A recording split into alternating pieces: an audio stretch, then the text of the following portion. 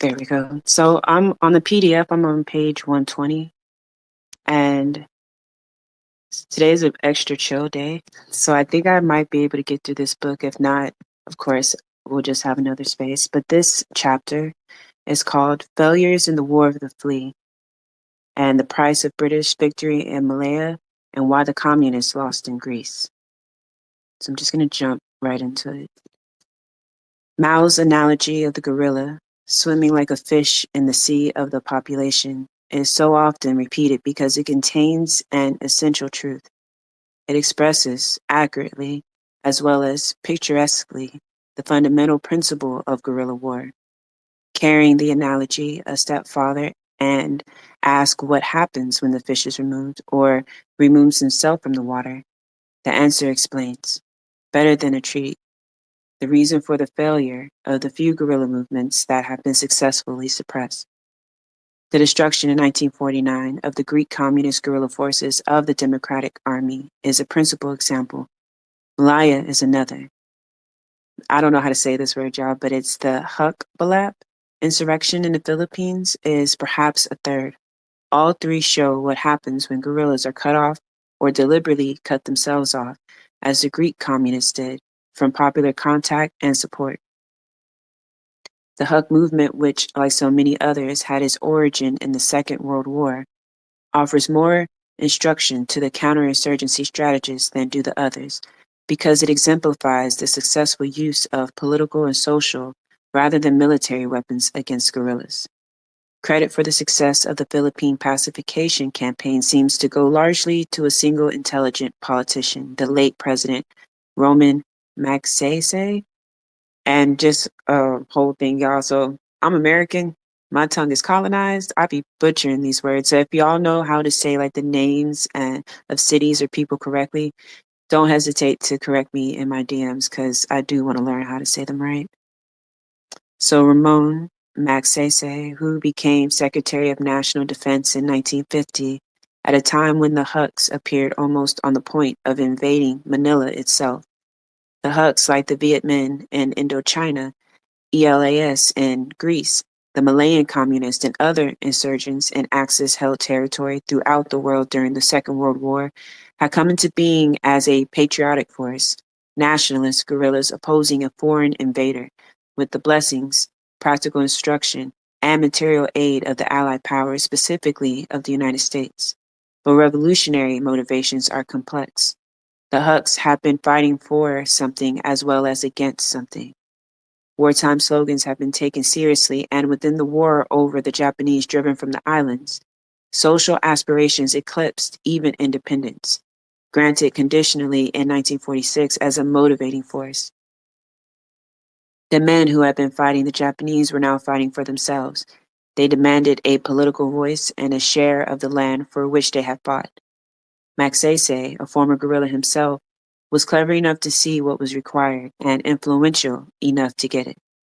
When he took office in 1950, the Huks, dominating central Luzon and much of Mindanao, the second largest island of the chain, commanded some 12,000 armed guerrillas and had the active cooperation of an estimated 1 million Filipinos in a nation of 17 million. An army of 30,000 soldiers was helpless to contain them.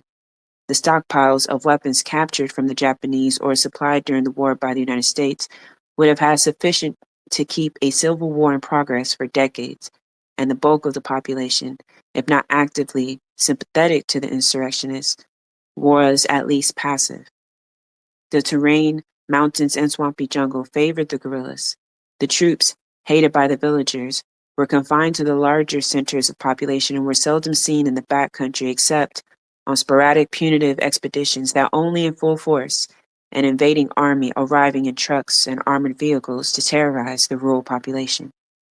Magsaysay's first step was to reorganize the army and put an end to military terrorism. Pressure against the Huks was increased by sending out small armed units, functioning more like constabulary than troops, to hunt down the guerrillas piecemeal while devoting most of the army to social work, setting up medical stations, building schoolhouses, repairing roads and bridges, helping the peasants get their rice to market.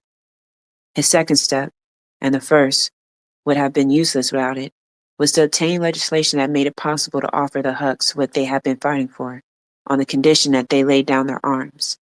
An amnesty was proclaimed, but the communist slogan, "Land for the Landless," was subverted by an agrarian reform and resettlement program under which any guerrilla who surrendered was given a plot of his own land.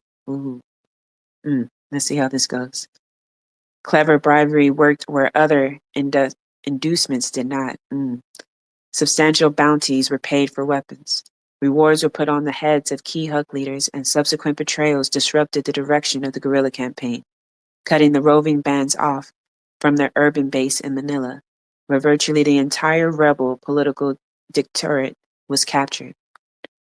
In 1951, troops were set to guard the ballot boxes as an honest election, possibly the first in Filipino history, was conducted, leading to further social reforms that progressively weakened the communist appeal. By the time the Huk leader, Louis Tarak, surrendered in 1954, the rural villages were firmly in the hands of the government, and the Huks had been reduced, more by defections than otherwise, to a few thousand, scattered over the less accessible mountains and jungle areas of the two main islands. So basically what we just read is the Huks, who are the guerrilla army faction, were basically given concessions to lure them away from, keep fighting guerrilla warfare and just surrender to the government. So as they were given like plots of land, positions, their numbers began to dwindle. And what we just read is that they went from holding over 1 million people within their ranks, that they were reduced to thousands, not because of the war, but because of the concessions and the bribery. That's very interesting. They still had not been defeated militarily. Indeed, they have not been entirely eliminated to this day, and lately they have shown signs of reviving, but they had lost the propaganda war and their popular appeal. Their cause had been stolen from them by a government far more popular, thanks in part to an economy bolstered by $620 million of American aid than any that had ruled before, and thus they have been isolated slowly but surely from the support on which their successful existence depended. Damn. It is a matter of speculation whether the Huks could not have accomplished more by better exploiting their strength when they had it. One of their signal weaknesses seemed to have been their failure to establish anything like a popular front during a period when urban support, the participation of students, industrial workers, and the poorer white-collar class was clearly required. The insurrection was a peasant movement and remained confined to the rural areas. Although the guerrillas dominated the villages in 1949 to 50, they never seriously disrupted the economy of the islands or the life of the capital. Their tactics, in the field mainly evasive, failed to produce the kind of results that could be exploited in terms of propaganda for major political effect. And once deprived of political leadership, they seem to have lapsed in an existence hardly to be distinguished from banditry, surrendering the political as well as the military initiative to Manila. So just a reminder, this is a cracker who wrote this. So of course he would say, without white people, you can't win. So of course, if anyone knows my politics, and if anyone just reads some of the work within the free library that's pinned on my page, you know that history shows that's not nearly close to being true. But what I can draw parallels from with the Hulks in the Philippines, from what we just read, is of course concessions. And how if we study like the history of revolts, not only in the global south, but also especially in the imperial cores, we see a lot of examples in which they'll have momentum, have movement, the organization is there, the time is there, the political consciousness is there, and the resources are aligned. But what happens is once empire feels threatened, once their back is clearly against a wall, or they see there's any point that they could lose power, one of their tactics is to give concessions. So it's like, oh, okay, you want better hours? Well, I'll give certain sectors of the oppressed class better hours. So in that way, those certain people, not all of y'all, of course, but those who get those privileges and concessions will now be invested into the same system that they were once fighting. And that only increases the number, of course, of those who are fighting behalf of empire. But then what happens is those class of people who now have these privileges due to concessions, will oftentimes deputize themselves or be deputized by the state and will turn on the people, their fellow oppressed people, and begin enacting violence on behalf of the empire. And that's what concessions snowballs into. Either it'll lull the resistance into a sense of comfort and a sense of illusion of progress to say, oh, if we get these concessions, this is a sign of progress. And then what happens is the momentum dwindles, the fire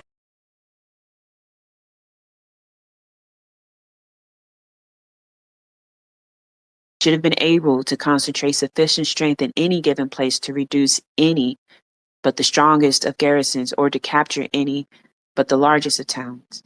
The Hulks failed to do so. As saboteurs, they should have been able to initiate an aggressive campaign of destruction that would have crippled communications and paralyzed the national economy. For smaller forces have done it elsewhere, but again, the Hulks failed. Unwilling or psychologically unable to take the initiative, they failed to seize and hold the popular imagination, and so to create the broad mass unrest needed to topple the government or to build a revolutionary army capable of confronting and defeating the government army. Public opinion, says Clausewitz, is ultimately gained by great victories. The Hucks needed, if not great victories, then a strong foretaste of success in order to create the bandwagon effect on which successful revolutionary movements are built. They had made a good start, but they failed to exploit it. Magsaysay's reforms came in time to blunt the edge of popular grievances and to broaden the political base of the regime while narrowing that of the Huck movement to the point where it was virtually eliminated as a revolutionary force. And real quick, it notes too that this wouldn't have been possible to quell a revolutionary force unless America had given over $600 million in aid at that time, so that they can be able to give concessions and bribe those who, again, are fighting for resources. You say, I'll give you some crumbs since you want bread. And there are going to be some that take it, but that reduces the numbers in the revolutionary army. And then plus, of course, looking over key moments that they failed to like take advantage of or use in their favor, that once their numbers reduced, that those became more glaringly obvious and points of blindsiding. And yeah, they got snared in it. But I bring up America because we oftentimes see in which white supremacy and settler colonialism consolidates. And I think that's what we're seeing now. You know, a lot of times we hear the framing, and I'll make it short and I'll get back to the reading, but we'll see a framing where it will say, like, oh, America is being misled to give funds to a white settler colonial state. And it's like, do y'all know what America is? America is literally a settler colony. If you see America collaborating with another settler colony, don't buy into the whole mysticism and white supremacist rhetoric of like a Jewish cabal and therefore controls America. No, these are white supremacists collaborating to maintain white hegemony. So of course you would see other white settler states and white settler empires back and support not only in money and aid, but also in weaponry and people to keep that colonial project going. So we have to remember that America, as well as Western Empire as a whole, has a very long history of not only advancing the settler colonial project, but also backing those who are on the side of the Western Empire as well. I'll keep going. In post-war Malaya, the situation was radically different from that of the Philippines. Despite certain obvious similarities, there was a strong communist guerrilla movement.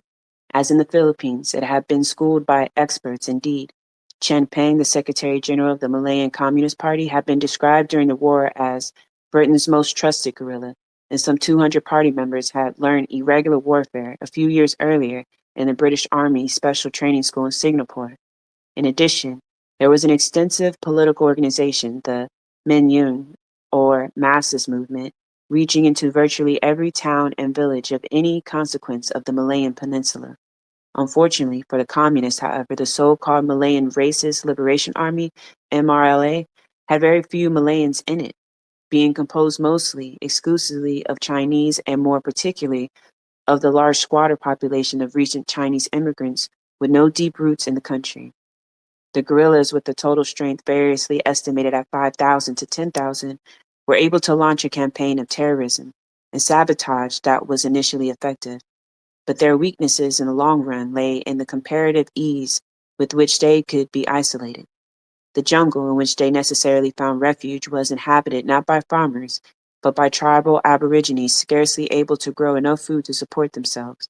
Consequently, the food on which the guerrillas relied had to be smuggled from the villages through the minion network, and this was soon halted by vigilant police activity. A massive and costly resettlement program removed more than 500,000 Chinese squatters, mostly tin men and rubber plantation workers, from their shacks on the fringe of the jungle to protected villages where they could be kept under surveillance, and at the same time offered advantages that tended to woo them from their political connection and their insurgents. So, one of the reasons why I keep pausing a lot while reading this material is, again, when it's written by crackers, you have to be discerning when intaking in certain material. Just because they might have a point or two in some of their writing does not mean you drop your guard and just ingest what they're writing wholeheartedly. You have to go through it with a fine-tooth comb. And for me, when I read about a people who are displaced and isolated, like they talk about the Chinese immigrants in this area who were brought in to work as it says they're squatters and plantation workers. So we know that that's slavery, right? Because they try to rewrite our history books here in America now, calling the Africans who were stolen and taken and brought to this wasteland called America that was settled by the crackers of Europe. They try to say in our books now that they were workers and involuntary workers in some books. So that's why I'm going through this. So as he describes the Chinese squatters, that they were basically being exploited for their labor on these plantations, I find it, I'm not surprised that when a cracker doesn't put that into context, and then the wording he uses is like, oh, and they were just stealing from villagers. So they barely had anything to eat, is what we just read in the previous paragraph. Overworked, and exploited. And the only way that they could get food was to scavenge for it wherever they could find it. So I just wanted to bring that point home because, again, his wording is that of not even just the wording, the way he frames it is just lazy on his part, but is intentional. So basically what happened is that the government at that time took advantage of the condition that they had created. Because again, the government brought in these people so that they can exploit them for their labor. So then once tensions got too high, and when I mean by tensions, they're talking about people fighting for basic human rights, going against the government that is the oppressor, that is enslaving and exploiting people. When people got organized and started to fight back, that's when they started giving concessions to certain people within these groups. Of course, that caused inner turmoil because now you have people who are now have access to food who didn't, who are abandoning the cause because they're like, look, we're facing state repression, violence, and now I have access to food. I'm going to take the food. So, of course, that causes dissent. They preyed upon, also the government used the fact that they were from another place, brought in to be exploited, and are not of the indigenous population. So, of course, they stoked the flames and tensions of that. All of that plays a part in what happens. So the way he puts the failures of the hooks as solely on the hooks, to me, and we're going to read further, this is where we have to be discerning and understand that no, there's other causes in play. State repression absolutely plays a role here, and we've seen divide and conquer tactics being used on other revolutionary movements, and of course it was used here as well. Back to the book. The latter, cut off from contact with the mass of the population, lacking the material support of even the Chinese community on which they had relied, were then slowly starved into submission or lured into ambushes in which they were reduced piecemeal. The resettlement program, the prototype for the protected villages experiment in South Vietnam, is one of some interest to counterinsurgency specialists, as are some of the methods developed by the British to combat the Chinese guerrillas in the Malayan jungle. What is of principal interest in the Malayan experience, however, is not the defeat of the MRLA or Fordham effort in any event, but the duration of the suppression campaign and its extremely high cost. Despite the obvious handicaps under which they fought, the Chinese communist guerrillas in Malaya still had not been eliminated as a fighting force, a full 10 years after the struggle began. Indeed, a few hundred guerrillas still survived in the jungle, although they are no longer considered dangerous. During the 10 years they fought, they tied up British forces 140,000 strong, including 40,000 regular troops and about 100,000 regular and auxiliary police. The expense of the military effort can be judged by the following detailed account of Operation Nassau, described as typical of battalion-sized British counter-guerrilla operations in Malaya. It goes like this. Operation Nassau began in December 1954 and ended September 1955. The South Swamp of Kalua Langat covers an area of over 100 square miles. It is a dense jungle with trees up to 150 feet tall, where visibility is limited to about 30 yards. After several assassinations, a British battalion was assigned to the area. Food control was achieved through a system of rationing, convoys, gate checks, and searches. One company began operations in the swamps about December 21st, 1954. On January 9th, 1955, full-scale tactical operations began. Artillery motors and aircraft began harassing fires in South Swamp. Originally, the plan was to bomb and shell the swamp day and night so that the terrorists would be driven out into ambushes, but the terrorists were well prepared to stay indefinitely. Food parties came out occasionally, but the civil population was too afraid to report them. Plans was modified, harassing fires were reduced to nighttime only, ambushes continued, and patrolling inside the swamp was intensified. Operations of this nature continued for 3 months without results. Finally, on March 21st, an ambush party, after 45 hours of waiting, succeeded in killing 2 of 8 terrorists. The first 2 red pins signifying kills appeared on the operations map, and local morale rose a little. Another month, and real quick, I'll pause because we're still reading the report. So when they say terrorists, they're talking about revolutionaries. And when they're talking about morale, the local morale is not of the people. They're talking about of the armies and these campaigns that they run that they actually called suppression campaigns. So just so y'all know, I'll continue. Another month passed before it was learned that terrorists were making a contact inside the swamp. One platoon established an ambush. One terrorist appeared and was killed. May passed without a contact. In June, a chance meeting by a patrol accounted for 1 killed and 1 captured. A few days later, after 4 fruitless days of patrolling, 1 platoon en route to camp accounted for 2 more terrorists. The number 3 terrorist in the area surrendered and reported that food control was so effective that 1 terrorist had been murdered in a quarrel over food. So when he was talking about food control being effective, so basically one of the fighters turned themselves in because of state repression and seeing all of their comrades being turned in, surrendered. This individual surrendered themselves and then began talking to the state and telling them what was happening and told them that the reason why the campaign was working and that they were capturing more of them is because they successfully cut off their food supply. So they were basically starving. On July 7th, 2 additional companies were assigned to the area. Patrolling and harassing fires were intensified. 3 terrorists surrendered, and one of them led a platoon patrol to the terrorist leader's camp.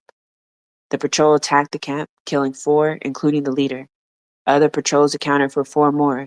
By the end of July, 23 terrorists remained in the swamp with no food or communications with the outside world. This was the nature of operations. 60,000 artillery shells, 30,000 rounds of mortar ammunition, and 2,000 aircraft bombs for 35 terrorists killed or captured. Each one represented 1,500 man-days of patrolling or waiting in ambushes. Nassau was considered a success, for the end of the emergency was 1 step nearer. So that's the end of the report. So just a summation. What happened was they created a plan, the state, in order to quell rebellion. They isolated them in the jungles using fire and of course, other state repression tactics of killing whoever they would find, setting up ambushes within the jungle so that they can kill or capture as many as possible. It began to get successful once they started starving them out. once they started blocking any kind of food that was going to that area or that would go to villages that the villagers could help them, they started blocking and basically starving the villagers as well. So a starvation campaign was imposed upon the revolutionary force, and that is what helped them get closer to suppressing them, even though some of them still exist. So that's important because, again, these tactics is what the state uses, and we see it all the time. And those who engage in the settler colonial project use these tactics. We currently see it right now going on in Palestine as the people resist there and fight for liberation of their land. They are being starved out currently right now as we speak.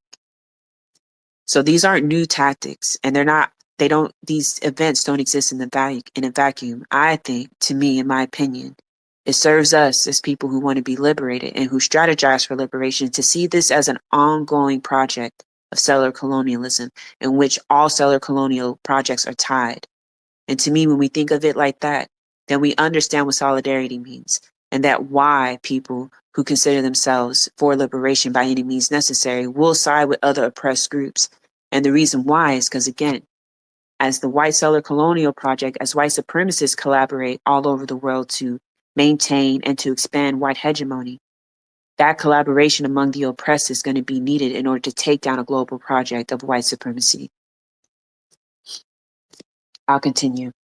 9 months of continuous effort by an entire battalion backed by artillery and aircraft with the expenditure of more artillery and mortar shells and aerial bombs than existed in the arsenals of some Latin American republics to eliminate 35 guerrillas. So basically, after this starvation campaign, 9 months of continuing bombing of this area, and they said more artillery was used than some Latin American countries have in their arsenal, were used on this band of guerrillas that were left of only 35 guerrillas.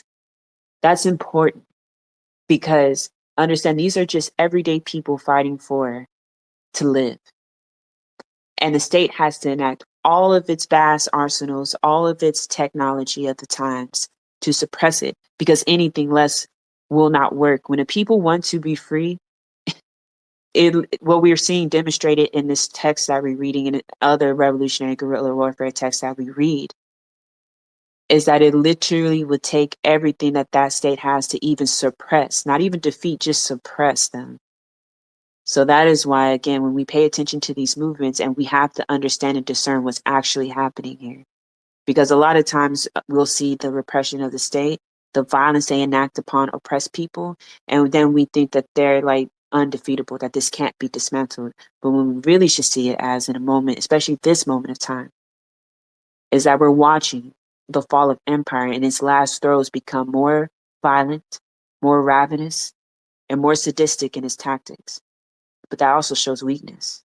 And what happens when an empire is weak, that is a moment in time in which people have organized and principled and approach it in an international sense, can do some major blow and some major damage at this point. But I'll continue reading. At such cost, the defeat of the Chinese communists in Malaya can be nothing less than inspirational to potential guerrillas of other, less sternly guarded countries. How many of the shaky Latin American regimes could meet the expense, let alone the political risk of such a campaign, if it involved not 35 but thousands of determined guerrillas? For how long? But the British sorry, I don't know that word, could, one supposes, conveniently stand the strain. Even so, there was more to the reckoning than the military payroll and the spectacular expenditure of ammunition. Undoubtedly, the long-drawn MRLA insurrection, rootless and essentially hopeless as it was, hastened to the independence of Malaya for many years. We come to Greece, a case history of another sort. The 3-year Greek Revolution, successfully put down by a right-wing government with the help of Britain and the United States, offers instruction to those interested in knowing how not to conduct a guerrilla war. In Greece, 1946 to 49, virtually all of the lessons of experience were ignored. All the rules laid down by the Marxist-Leninist theories of revolutionary warfare were broken by the very communists who might have been expected to adhere most closely to them. As in other areas, the conclusion of the Second World War in Greece left the communist leaders in an advantageous position materially and politically. Communism and anti-fascism were closely identified because it was the communists who had dominated the ELS resistance movement. Thus, the party held a strong ideological position. Thousands of ELAS veterans were at the disposal of the revolutionary movement, and although ELAS had made a token surrender of its weapons in 1945, the best of the arms supplied to the resistance groups by the British and Americans during the war remained in the hands of the guerrillas when civil war broke out in 1946. Although the communist guerrillas were numerically weak, with perhaps 2,500 fighting men in 1946, as opposed to a national grenadier of 30,000, a good start was made, and recruits to the communist cause poured in. The fighting began in the northern mountains along Greece's common borders in Albania, Yugoslavia, and Bulgaria, soon spread to south-central Greece, and then to the mountains of Peloponnesus. The reprisal taken by extreme right-wing groups added fuel to the flames, spreading the conflict. So real quick, so when they say arms provided by America, what they're talking about is literally just that. So a lot of right-wing and fascist governments, of course, are propped up by America and the West. Again, this is another example of the collaboration of the settler colonial project, and you'll see it all the time. Now, the reason why I stopped and wanted to point that out is because what we see and when we read about guerrilla warfare, what the guerrillas do is as these flood of arms come in from the West, propping up reactionary groups and right-wing governments, they would go and create campaigns in which they would seize those weapons, take them by any means necessary, and build up their arms. So even though the people might not have the arms that, come flooding in from the state, as they flood into the country, we should see that as or into our cities and towns, that the guerrillas saw that as an opportunity to, again, basically go shopping. I make light, but it is a no light matter. They went in and seized those arms. And so the more arms that the West would pour into these areas, the more arms the guerrilla would have because the guerrilla would take them in coordinated attacks. That's really important to understand. That's all I wanted to say. It says the fighting began in the northern mountains along Greece's common borders with Albania, Yugoslavia, and Bulgaria. Soon spread to the south-central Greece, and then into the mountains of that word again. The reprisal was taken by extreme right-wing groups, added fuel to the flames, spreading the conflict. The communist campaign was initiated along theoretical sound lines. The Democratic Army fought in guerrilla fashion, in small units, capable of dispersing and hiding or even mingling with the civil population when in trouble, yet able to concentrate locally superior forces swiftly for attacks on villages or village police posts and small patrols.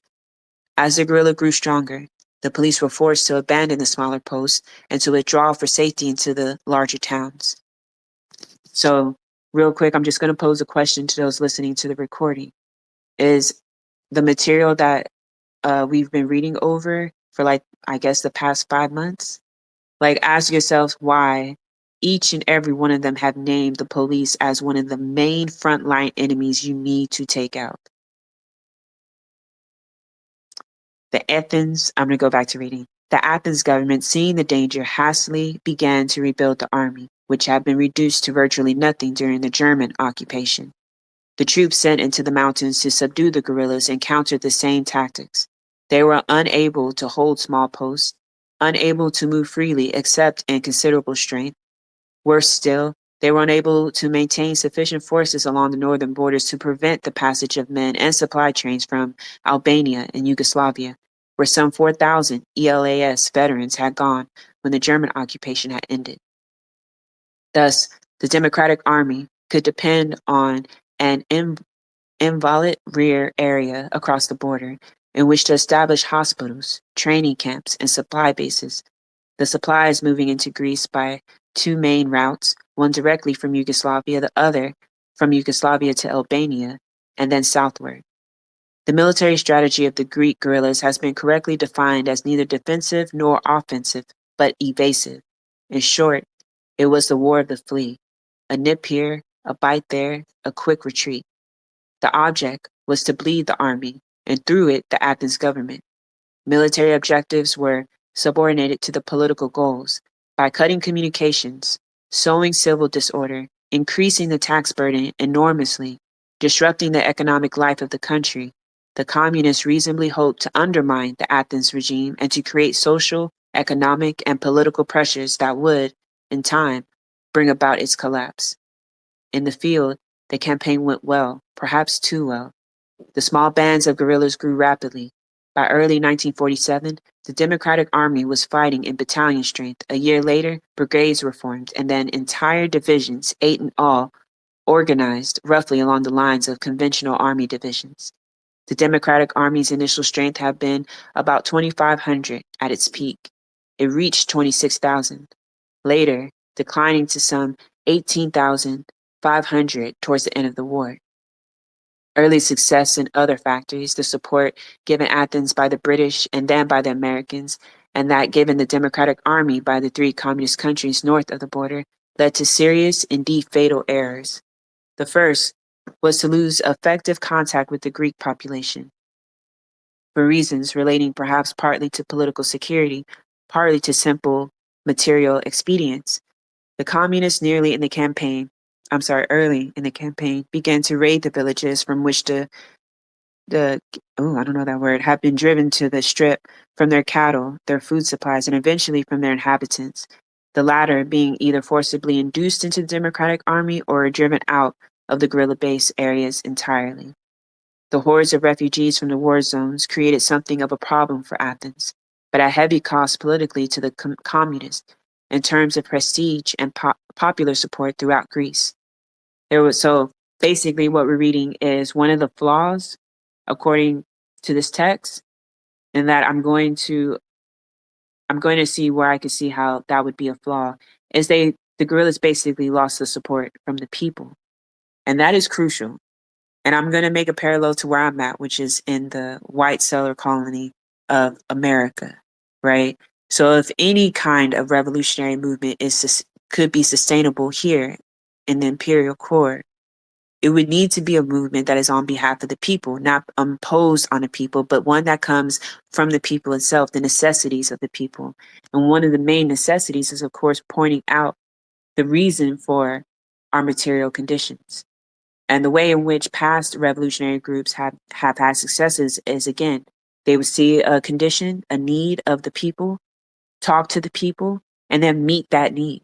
And then tie that need to the reason why this need exists is because of a system of capitalism that makes it necessary and an incentive to not only exploit people, but to have large masses of people kept away and out of reach of resources that they need in order to live their lives with dignity. So again, if you lose that connection with the people, that is almost a nail in a, not almost, but it serves to what we see and what we're going to read, a nail in a coffin. So we're going to see how that played out here in Greece, according to this author. Let's see. There was also hordes of refugees. Okay. There was also military consequences. The civil population in the war zones. The government had to think twice about bombing villages and scattered dwellings. Civilians presented a serious problem of target identification to government pilots, who could not always know whether they were strafing a guerrilla mule supply train or a group of farmers on their way to market. With the war zones emptied of all but combatants, the bomber pilots, as well as the troops on the ground, had a free hand. Anything that moved, except government soldiers whose positions were known, was automatically a target. So basically, once the people fled that area because of ongoing warfare, and of course the campaigns done by the right-wing terrorists and militias, and terrorizing the people and the villagers, they left. So once they left, and again, the reason why they halted bombing campaigns because civilians was there is not because they cared about civilians, but again, as we read books on revolution and guerrilla warfare, the more the state is repressive to its people, the more those people become radicalized and side with the guerrillas. So the reason why they halted off on bombing campaigns is, one, of course, because of public image that does play a role. But two, also, they didn't want to bolster the numbers and help recruit people for the guerrilla army by, again, making the conditions even more terrible for the people by bombing them. So once those people left because they didn't have access to food, again cut off by the same government, they left. They were able then to engage in a bombing and a terror campaign against the revolutionary forces. So that to me is not, I'm going to see how this goes, because I want to see if he lays that on the backs of the guerrillas, which I don't understand why he would. To me, that would be an example of again, state repression. But let's keep reading. Okay. With the war zones emptied of all but combatants, the bomber pilots as well as the troops on the ground had a free hand. Anything that moved, except government soldiers where positions were known, was automatically a target. The second major blunder of the Democratic Army, made for reasons still not entirely clear, was to begin in 1947 to try hold ground, adopting conventional defensive tactics for which their inferior numbers, light arms, and weak logistic systems were entirely unsuited. Okay, so he's not saying that when he says they lost a connection with the people, he's talking about when of course the people left because the conditions imposed by the state were were too much to bear, so they left. And then when the bombing campaigns began to intensify to kill the guerrillas, instead of fleeing, they stayed. And I think that's his point of criticism, is that they should have left. That if they were to continue on the war of the Flea strategy is that fleeing is not the same as when like your oppressor flees. It's different. You're fleeing because you're going to regroup and fight another day instead of staying there just to get bombed and your numbers to be drastically reduced. So let's see how this goes. The guerrillas had grown strong, 18,000 to 26,000 men in formidable force for guerrillas. They were, however, obviously no match in any clear test of strength against an army and a national defense corps, which together commanded some 265,000 men, supported by armor and artillery and more than adequate air force. Political considerations apparently entered into the communist decision to attempt the transition from guerrilla warfare to more conventional operations. First, the use of troops in brigade and divisional strength, then the attempt to hold ground in the north. A communist government had been formed, and it required territorial base. If world recognition was to be sought for a free Greece, it had to be demonstrated that such a Greece existed. No doubt other factors bore on this decision. The communists certainly needed, and in any case would have been reluctant to dispense with, their foreign bases and the supplies that came by mule train from Yugoslavia. To keep the borders open may have been one of the objects of the Democratic Army's defensive operations in the north.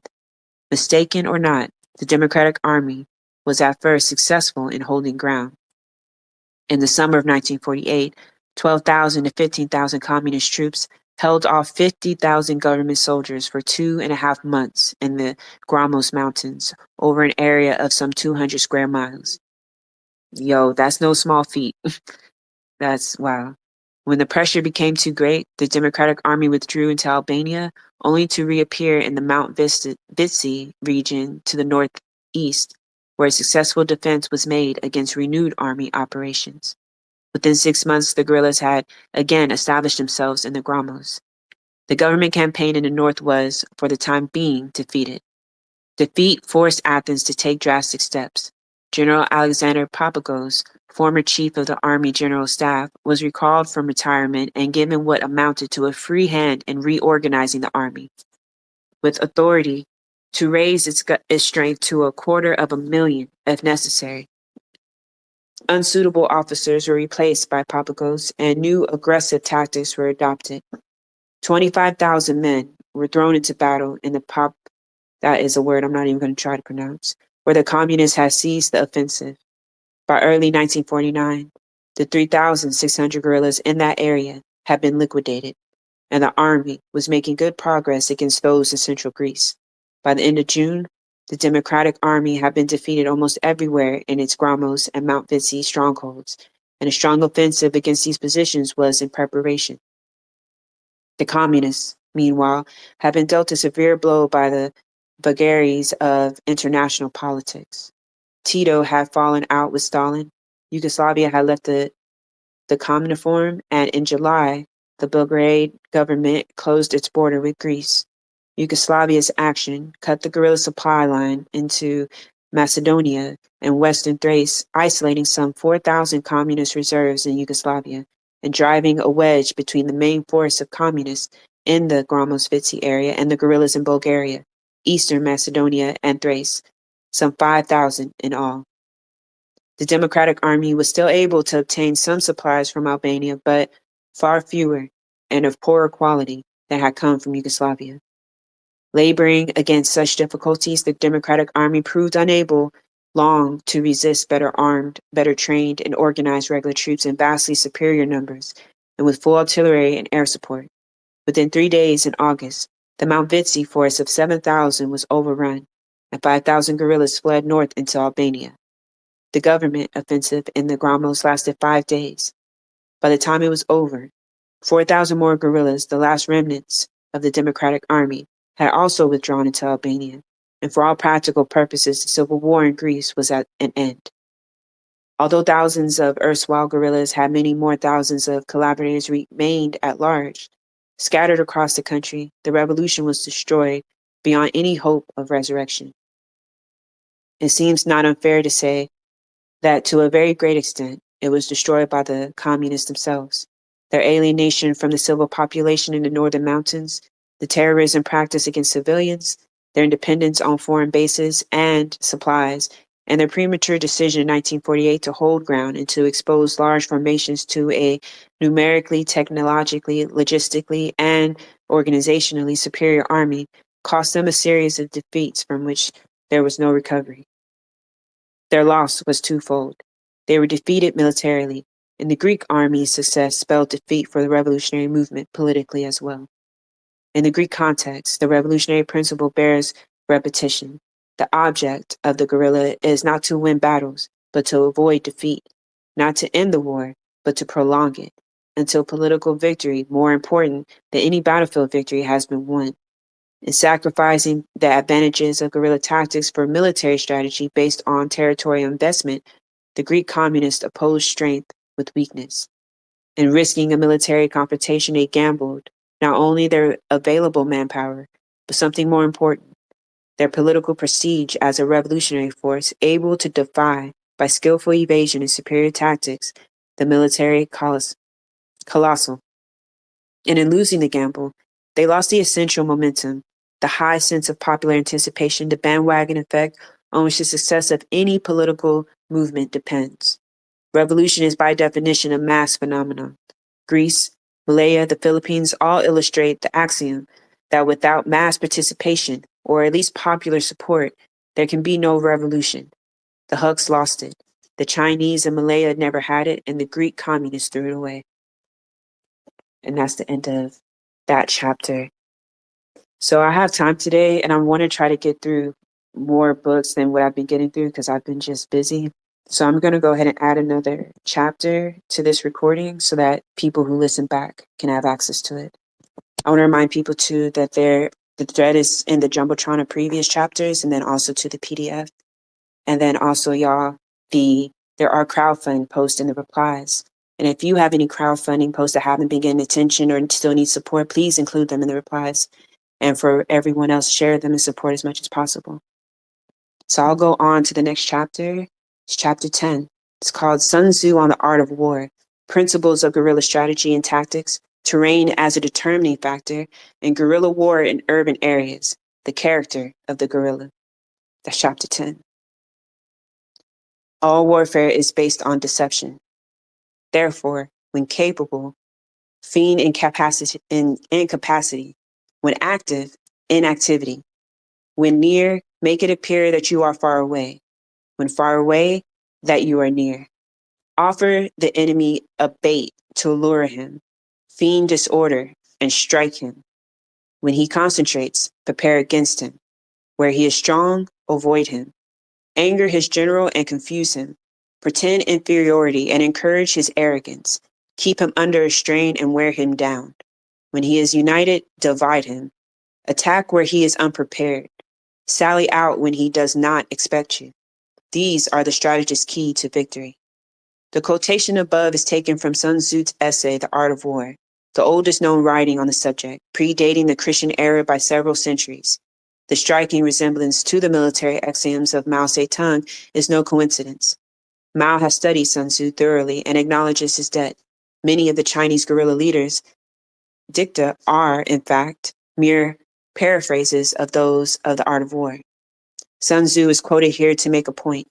It is that modern warfare is, in its most common usage, a cant phrase, and sorry, y'all, let me grab some water. Getting a little thirsty.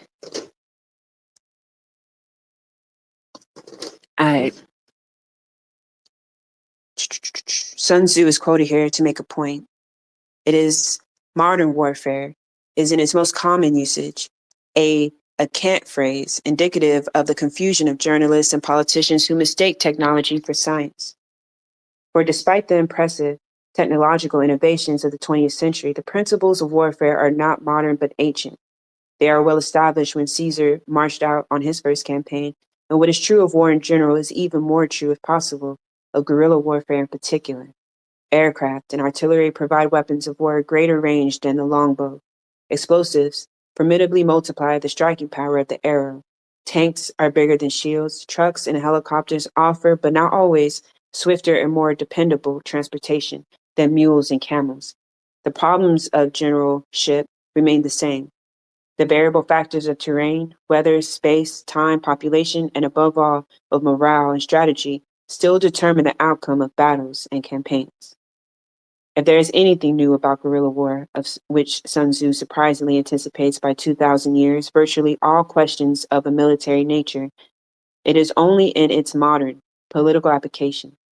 To put it another way, the specifically modern aspect of guerrilla warfare is in its use as a tool of political revolution, the single sure method by which an armed population can overcome mechanized armies or, failing to overcome them, can stalemate them and make them irrelevant. To understand how this comes about does not require a study of military tactics so much as of the political problems to which military methods, guerrilla methods, may provide a solution. The guerrilla is a political insurgent, the conscious agent of revolution. His military role, while vital, is only incidental to his political mission. His insurgency is dedicated to a single purpose, the overthrow of the government and the destruction of the existing political or social or it may be economic system. In the process of accomplishing his goal, he may have to defeat, and he will certainly have to engage and outmaneuver organized professional military forces. If so, however his maneuvers except where immediate survival is at stake, will be undertaken primarily for their political effect. Each battle will be a lesson designed to demonstrate the impotence of the army and so to discredit the government that employs it. Each campaign will be a text intended to raise the level of revolutionary awareness and anticipation of the popular majority whose attitude will determine the outcome of the struggle. Guerrilla actions will have certain obvious military objectives: to obtain weapons, ammunition, and supplies, to inflict casualties, to force the enemy to overextend his lines so that his communications may be disrupted, and small units picked off, one at a time, by locally superior rebel forces. The psychological and political objectives will be paramount. Local military success will serve no purpose if the guerrilla campaign does not also weaken the morale of the government and its soldiers, strain the financial resources of the regime, and increase political pressure on it by creating widespread apprehension and dissatisfaction with the progress of a war in which there is no progress and no end in sight. Obviously, none of this can occur except in the presence of certain distinct social and political conditions, which combine to produce a potentially revolutionary situation. Successful insurgency presupposes the existence of valid popular grievances, sharp social divisions, and an unsound or stagnant economy. An oppressive government? These factors obtaining revolution will still be far off unless there exists or comes into existence the nucleus of a revolutionary organization capable of articulating and exploiting popular dissatisfaction with the status quo. So basically what I just read is he basically just said that the conditions have to all be there, meaning a fucked up economy, an exploited class, discrimination, hierarchy, and of course, state repression. All those things and many other things existing simultaneously. But even all those things can exist. That doesn't necessarily mean that you're in a time of revolution, because the time of resolution doesn't just happen upon us. It is created. It is created by the people. And that's where, again, we can connect what we just read in previous chapters about unless you have not only the intentions, but the support of the people, 100%, then it is not a people's army, and it will falter and it will fail. And that's the only real thing that can, to me, in my opinion, from reading these texts over the years, that is real defeat there, losing the people. But again, just to harken back on what we just read, right? So when he described the conditions that exist, and this author talks about how those alone aren't the means of, or not a signal that you're in revolutionary times, that is actually the sign of a people organizing. Not only organizing self-defense and survival programs, but organizing, again, to take down the very system that is oppressing us globally.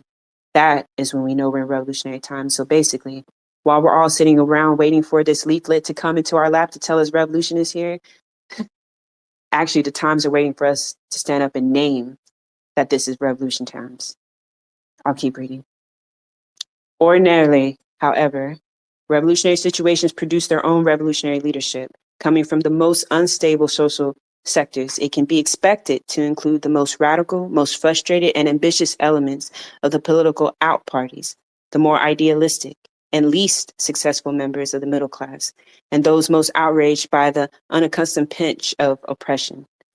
The long tyrannized peasants, for example, is seldom as revolutionary as the relative fortunate student or worker who has been led to believe that he has rights and finds in a change of political climate that he is deprived of them. Now, here's where I have disagreed with so many different people who have said this shit. I don't believe that. Like, I don't believe, and of course it goes along with, most Marxist-Leninists say this, but I'm an karma-terrorist, so I don't agree. I don't think, to me, the most revolutionary class doesn't exist in the petty bourgeois. It just doesn't. Not as a whole class. It's just when we've seen too many examples, because again, we talked about one of the strategies of the state is when we're in times of upheaval and revolutionary revolt and discontent, what happens? They give concessions, and over, they usually give concessions to those who are more likely to put down their arms and to align back with the state now that their positions are more comfortable. To me, the petty bourgeois it is not a good strategy to put a revolution on them and say that they're the revolutionary class. Because again, they will only revolt when times get bad for them, meaning the masses of us who times are already bad, that they keep warning us are coming, but is literally our everyday life. That will stay the same, because to them, as long as it doesn't reach them and where they sit on the hierarchy, they have no reason to fight. So no, that's why I don't agree with that one, but I'm open to hearing what other people think. In the potentially revolutionary situation, spontaneous insurrections may be expected. They are likely to arise out of almost any sort of social conflict: a strike, an election campaign, a dispute of sort of social conflict, a strike, an election campaign, a dispute over land or wages or prices or rents or school or any one of the scores of social problems. Often they will come in reaction to some act of repression or of real fancied injustice on the part of the governing authorities, as, for example, when the efforts of the police to curb a popular demonstration turn the demonstration into a riot. In other circumstances, disorder may be deliberately created. In Cuba, Algeria, Cyprus, as examples that come readily to mind, the War of the Flea was initiated by the deliberate acts of the revolutionary nucleus, proclaiming its defiance of authority and banking on the popular support in an open declaration of revolutionary war. The means are not important. The important element is the leadership itself. Bandits are not revolutionary, looters are not guerrillas. In order to attract the following, the revolutionary leaders must stand on firm moral ground. They must have some greater purpose than the furtherance of personal ambition. This is in turn implies an ideology of a clear cause to explain their decisions and the reasons of their insurgencies. They cannot be mere opportunists. So this is what I mean, that when we read books, all books, you must be discerning, but especially discerning when they're written from crackers. is because when we talk about crime and how we've been indoctrinated to see the looter as the criminal instead of the system that deprives them of resources like basic stuff that people reclaim, which is like food, as we see in Targets with their empty shelves, and then we see people creating an underground market to supply each other with those resources they were kept from. Like, that's not the criminal. The criminal is that system that puts them in deprivating situations in which you have to do something like go to extremes just to get your basic necessities. So the revolutionary is the looter, in my opinion. The revolutionary, and there is revolutionary potential definitely in the looter. So we disagree on that. And no, and also to me, for us, especially I'm talking to us Black folks, right? Us Black folks in the global South, to me, a strategy of respectability politics has played out and failed so many times in our faces that to again accept that as a route to go would just be a horrible miscalculation. It never works because again, we're indoctrinated under white supremacy. So our idea of what's respectable is made by our oppressor, is shaped and molded by our oppressor. So yeah, that doesn't work. But I do agree where he says they can't be mere opportunists, which again, we would most likely see that from the petty bourgeois class. And we see that already now, right? People adopting revolutionary language or just pointing out instances of injustice and all of a sudden bandwagoning. You have to ask yourself, why is this celebrity all of a sudden taking on this cause when they were silent all this time? And then how are they taking on this cause? Are they just taking on this cause to gain social capital so that they can be, invited to go to dinner, so that they can have paid speaking engagement where people have to pay $500 for a plate? Like, how is this person like approaching this? Are they committing class suicide? No, of course not. It only helps bolster their class. And a lot of times it helps them, aspire to higher ranks. So we have to be discerning and stuff like this. And that's how I categorize opportunists. But again, that's why we have to be discerning and reading texts like this, because this crack is off. But I'll keep going. When conflict occurs, whether spontaneous or induced, the revolutionary leaders must be capable of explaining and rationalizing its confused and often apparently accidental character. Isolated acts of defiance must be given coherence within a revolutionary frame of reference. The leadership must be prepared to make the most of every opportunity to accelerate the process of social ferment and political disruption. The first task of the revolutionary cadres must be to relate each incident and each phase of the conflict to a great cause, so that revolutionary violence is seen as a natural and moral means to a desired end. Exactly. So how do you say, anyways, I'll keep going. And the masses of the people are increasingly involved. The struggle cannot be allowed to seem meaningless or chaotic. It must be given a progressive character in all its phases. It must arouse great expectations and appear crucial at every stage so that no one can stand outside of it. The precise cause itself is not of great consequence. One is often as good as another. In Cuba, for example, the corruption of the Batista regime and its illegitimacy were seemingly sufficient causes for the well-to-do middle class, so long as its members individually did not take any great personal risk, but merely sympathized with and abetted the active revolutionaries. When the sons of the middle class were imprisoned or killed or tortured for their activities, oppression became the more urgent cause. Economic nationalism was the real cause of the rich and ambitious industrialists and entrepreneurs who opposed Batista. Political ambition, which would not be avowed, and a sense of social injustice, which were the causes that drove the frustrated youths of the poor white-collar class to become the cadres and greatest zealots of the revolution. And on the other hand, the landmass, the economically deprived of the great sugar plantations, the squatters of the Sierra Maestra, were driven by actual hunger, by real oppression, and by a longing for the security of land of their own under a just social system, motivations that transcended any question of moral or political causes. So there he writes about how the different, even though there's conditions that exist for revolution, the motivating force for people to join is different based on their class and their proximity to power. Like, so here in America, right, we're seeing more people like displaced. And what I mean by displaced is this. There was a time where we used to say, oh, I'm living paycheck to paycheck. And we're currently living in times where I saw a post, someone said people make 3 times more than their parents and are still broke. And saying, I'm living paycheck to paycheck doesn't even apply in our times. And we just haven't really, I mean, we have realized that that's where we're seeing a lot of discontent, but even paycheck to paycheck, combining those two is not even covering half the rent.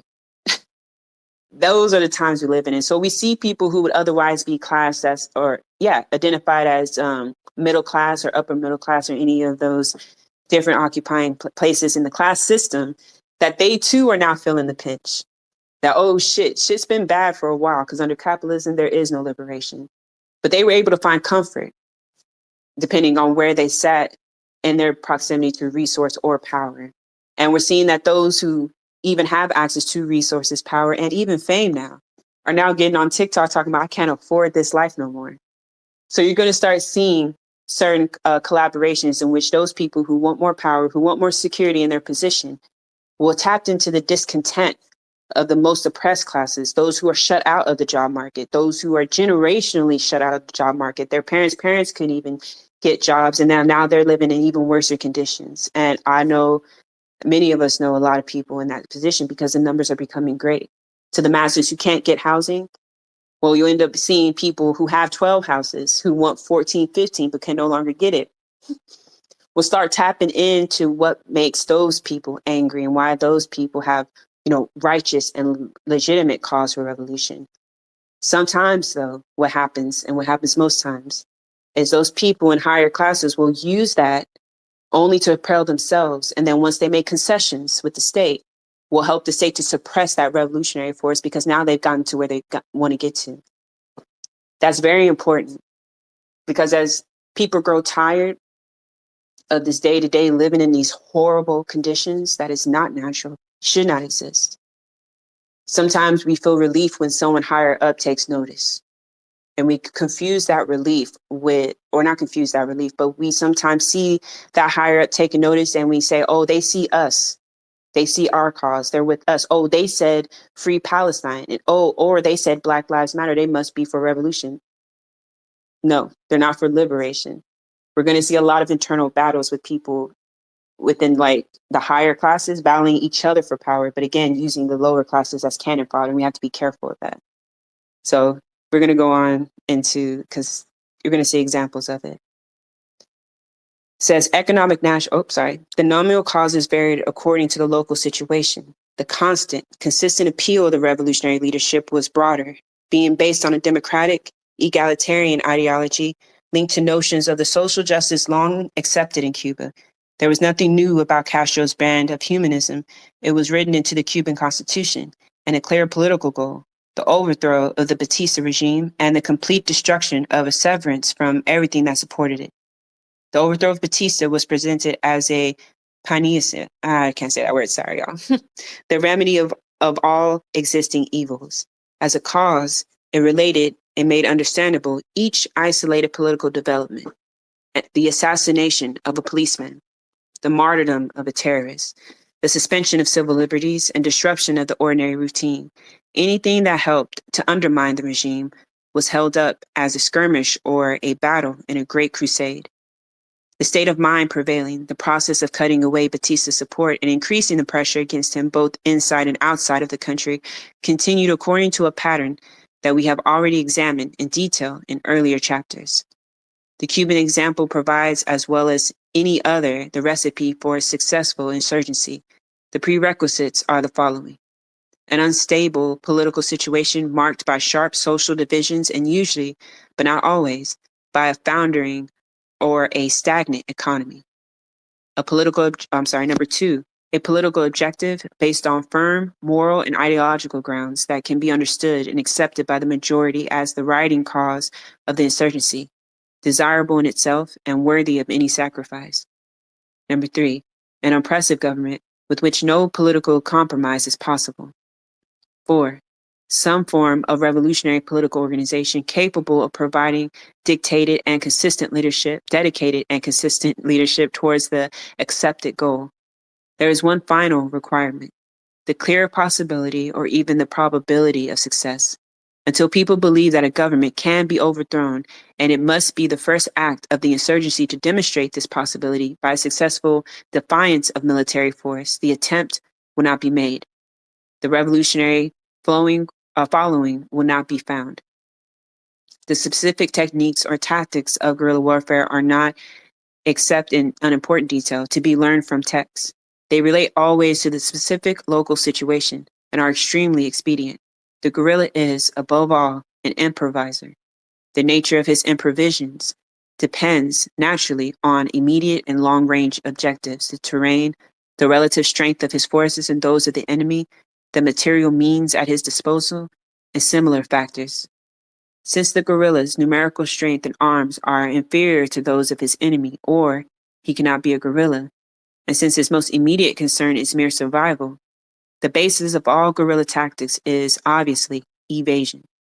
Successful evasion means the ability to avoid confrontation except at one's own choosing, yet always to be able to achieve the local superiority to strike with effect.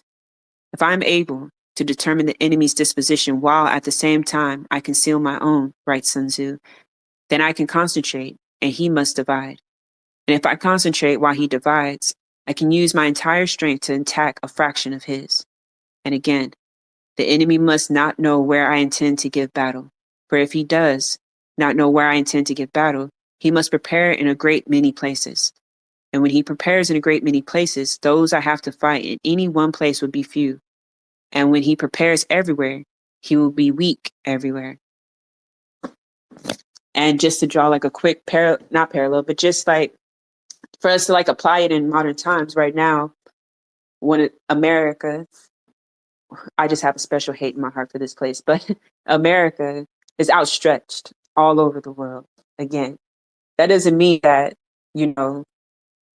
that itself is just a sign of revolution. But again, the other sign is while America, the empire, is stretched, you see uprisings, organized, coordinated uprisings happening all over the global south right now as we speak. So, in my opinion, and of course, I'm regular, degular, nobody, but to me, I would call this living in revolutionary times. And while reading texts like this is so important so that we can understand the times we're living in, so that we can understand our role in the times that we're living in. I'll continue. We always know where the soldiers are, Fidel Castro told me when I first interviewed him in the Sierra Maestra early in 1957. But they never know where we are. We can come and go as we like, moving through their lines, but they can never find us unless we wish them to. And then it's only on our terms.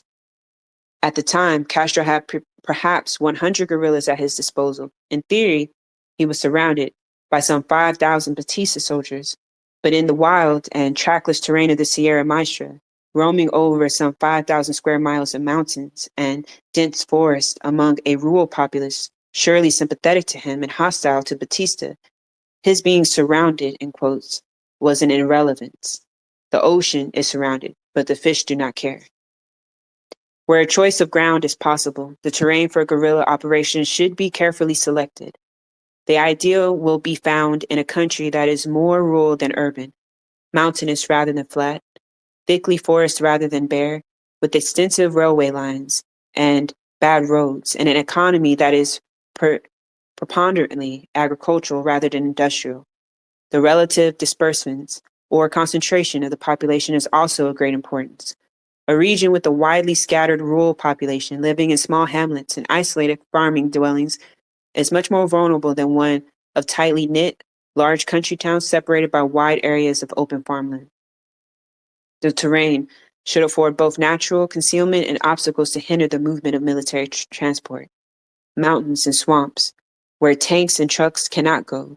Woods and thick brush that provide cover from aerial observation and attack. Forests from which to strike quickly and safely at enemy rail and highway communications and in which to ambush small military units. There should be sufficient space to maneuver freely, without the danger of being caught in a closely spiral encirclement. The greater the area of operations, the more difficult it will be for the army to locate the guerrillas, and the more the government will have to disperse its troops and extend its lines of supply and communication. Yet the guerrillas cannot choose the remotest and most rugged areas in which they would be safest. They must remain constantly in contact with a rural population from which to recruit, to draw supplies, and to obtain reliable couriers who would carry messages and directions to and from the revolutionary underground in the towns and cities. This necessity indicates the choice of an area with a dispersed rather than concentrated rural population. Such an area will usually afford the natural concealment and natural obstacles to army operations found in desolate areas and will provide a further advantage. It would not be economic for the government to garrison.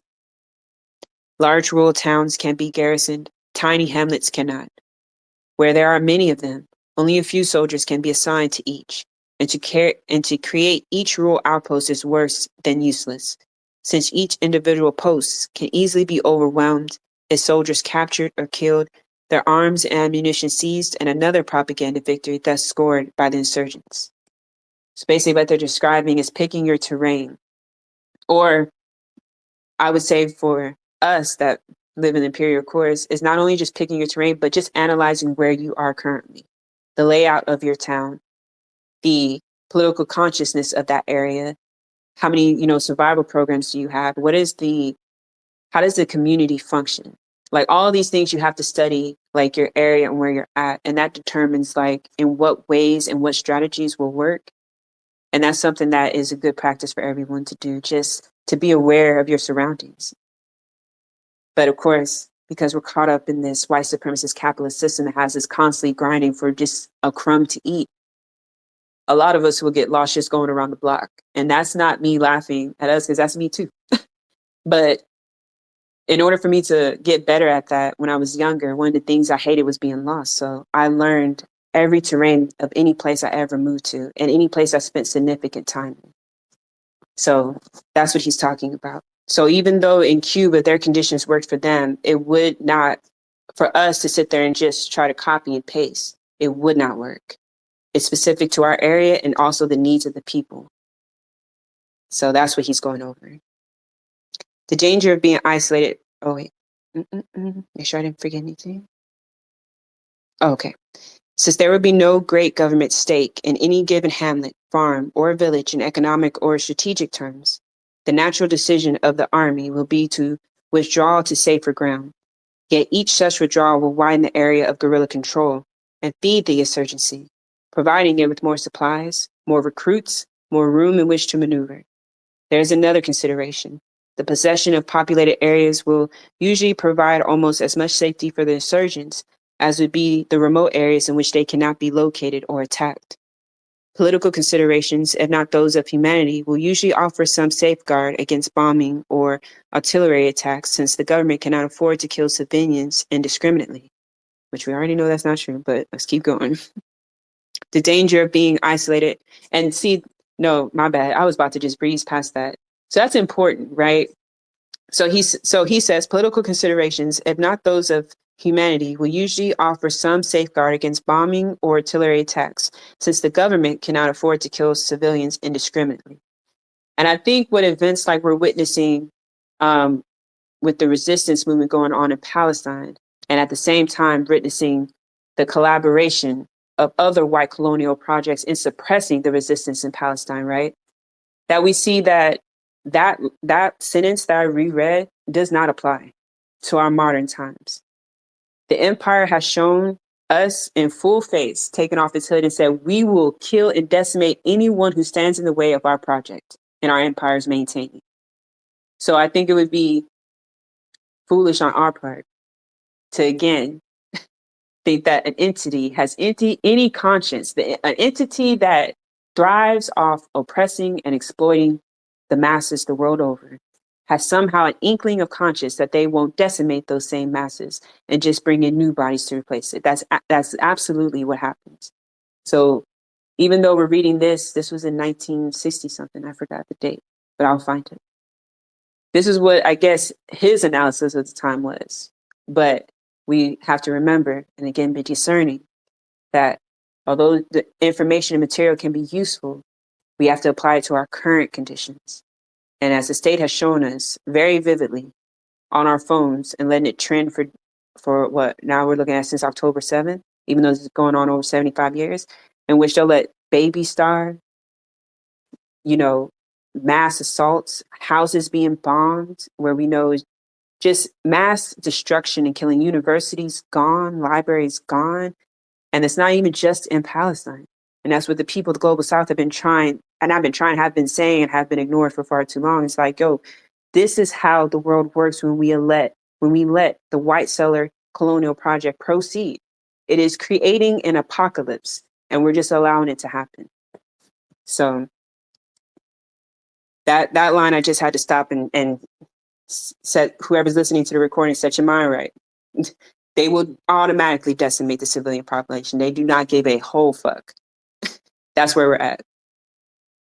The danger of being isolated far from populated areas has been demonstrated by the experience of guerrillas in Malaya and the Philippines.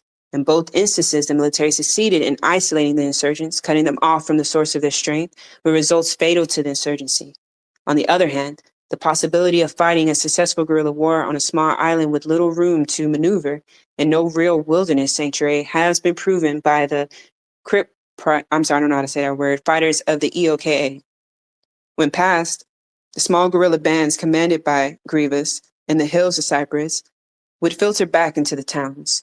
The known fugitives, who could not do so, lived like foxes in Eastern dugouts, so well camouflaged that the British soldiers often walked above their heads without discovering them. Others sallied forth on night forays from hiding places under the floors of homes where they had lain all day, their presence unsuspected. They were, in the most literal sense, underground. Even in well-policed large cities, a sympathetic population can protect active insurgents.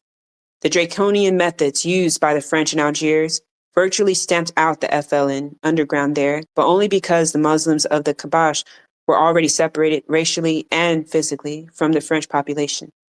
Soldiers, especially foreigners, can suppress urban rebellion, as in Budapest, by treating the entire metropolis as a city under wartime siege, controlling all movements, ruthlessly killing the inhabitants of any quarter where resistance is offered.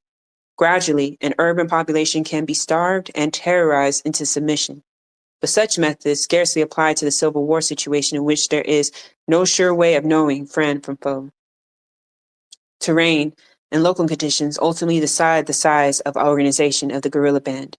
In Cuba's Sierra Maestro, columns of 100 to 120 men proved best, such a force being competent to deal with any military group that might penetrate its base area. Greater numbers were unwieldy on the march and difficult to supply, given the resources of a very thinly populated region with a marginal agriculture economy. In more densely populated, more prosperous rural areas, a platoon of 30 to 40 men would occupy a hamlet or small village, and in its environments, guard posts were established along the margins of the entire territory, the liberated territory, and the zone was administered as a state within a state. In suburban areas, on the other hand, a concealment was the determining factor, and the guerrillas were worked close to the larger towns, I can't remember that word. Let me see. Interacting in the highways and cutting communications and power lines, operating in squads of 3 to 8 men, striking from ambush, and then quickly hiding in the brush or at times in the homes of residents. Raids on suburban military posts and outlying industrial establishments were often made by commandos living within the town, who would assemble for a night action and then quickly disperse to their homes to resume their normal daytime occupations. With respect to the conditions that prevail in most of the Latin American republics, Che Guevara considered that a nucleus of 30 to 50 armed men is sufficient to initiate a guerrilla insurgency with good assurance of success. If the nucleus, organized and armed in strictest secrecy, exceeds 150, it should be divided, and the action began in 2 regions well apart. When an active guerrilla column grows beyond 100 or so, it should again be divided, and action began on a new front. There is a positive as well as a negative reason for this division. The guerrillas are missionaries. Their task is not merely to oppose the army, but to spread rebellion among the people. And the wider their area of contact with the population, the better for their cause. The guerrilla nucleus initiates the conflict, if possible, on the edge of the wilderness sanctuary, in a thinly populated agricultural area with a marginal economy, within easy striking distance of strategic targets, railway lines that can be cut, communications that can be disrupted, mining or industrial plants that can be sabotaged, small military or police posts from which arms can be seized. At the same time, urban insurrection of a hit and run rather than sustained character is created by the revolutionary underground, so as to give the insurgency a general national complexion for maximum propaganda effect. It is not enough to rebel. The rebellion must be the object of national attention, too shocking in its initial effects to be ignored by an even controlled press or quickly explained away, as have been the case with many abortive provincial insurrections by a government safe in an untroubled capital, far from the scene of battle. When the first excitement has died away and order has been restored in the towns where uprisings have occurred, the guerrillas can expect the army to bring the battle to them. They will not have to seek it. The government will order a bandit suppression campaign. Troops to be dispatched by motor convoy or airlift to the region of reported guerrilla activity. Spotter planes will skim to the region of reported guerrilla activity. Spotter planes will skim the treetops, seeking the insurgents. Soldiers will occupy the villages and patrol the roads. Foot columns will penetrate deeply into rebel territory, trying to make contact. Helicopters may be used to ferry troops to strategic encampments deep in the forest or mountains from which patrols can fan out in search of the rebels. If the military commander knows what he is about, he may adopt some variation of the French oil slick technique, guiding the region on its map and attempting to clear it in a square at a time, driving the guerrillas slowly toward a prepared killing zone or zones where their only apparent route of escape will bring them into the open, much as tigers are driven from beaters into the guns of the hunters. The oil slick method is theoretically sound, but in practice, it is far from foolproof. Since it is a rare government that can admit serious concern over the activities of a small band of guerrillas, the chances are that the military force sent on the suppression campaign will be far from adequate from a task in which a ratio of 10 to 1 is prescribed, and 5,000 soldiers to each guerrilla would not be at all excessive. Damn. 500 soldiers to each guerrilla would not be excessive. Man, like I said, when I be reading texts like this, and I hope for those listening to the recording that, again, this inspires you to understand how much power a person has, and that just a whole system built to oppress a people cannot withstand the rebellion of the people. Once the people stand up, the empire will fall. It's only a matter of time. Hopefully within our lifetime. Regardless of the number of troops involved, the guerrillas will fight according to certain principles. They will not seek to hold ground or to contend with the stronger force, but only to confuse and exhaust it, and to inflict casualties on it without taking casualties in return. The key to this kind of action is the well-placed ambush. Generally, writes Sun Tzu, he who occupies the field of battle first and awaits his enemy is at ease. He who comes later to fight and rushes into battle is weary. The guerrillas will not give battle until the terrain favors them. Their effort will be to lure the enemy into situations in which numbers are of little account, because the way is too steep and the passage too narrow for more than a few to proceed at a time. When fighting begins, it will be on the ground of the rebels' own choosing, preferably from commanding heights with dense cover and limited visibility, where a few determined men can hold up an army. Ambushes will be prepared in such a manner that a small portion of the advancing military column, its vanguard, will be separated from the rest when firing commences. The fire of the main body of the guerrillas will be concentrated on this vanguard. The object of the ambush must be the complete destruction of the advance group and seizure of its arms and ammunition, the latter task being accomplished while a small guerrilla rear guard delays the rest of the military column. In this connection, Che Guevara writes, when the force of the guerrilla band is small, and it is desired above all to detain and slow down the advance of an invading column, groups of snipers, from 2 to 10 in number, should be distributed along the column at each of the 4 cardinal points. In this situation, combat can begin. For example, on the right flank, when the enemy centers his action on the flank and fires on it, shooting will begin at that moment from the left flank. At another moment, from the rear guard, or from the vanguard, and so forth. With a very small expenditure of ammunition, it is possible to hold the enemy in check indefinitely. While the column is delayed, the main body of the guerrilla force quickly gathers its military booty and moves on towards the next prepared position of circles around and steps out in a new direction. The snipers withdraw and rejoin the main force before the troops have recovered sufficiently to launch a counterattack, all this occurring within a matter of a few minutes. The process is repeated again and again, and when it has been determined that a military column is sufficiently isolated that the arrival of reinforcements can be delayed for some hours or days, the guerrillas may even attempt an encirclement, or may create the appearance of an encirclement by stationing squads of snipers and commanding ground in such a way as to bring the troops under fire in whichever direction they attempt to move. If the troops launch a determined assault, the guerrillas have only to give way, circle round, regroup, and again withdraw. The superior mobility and small size of the guerrilla force are its main assets.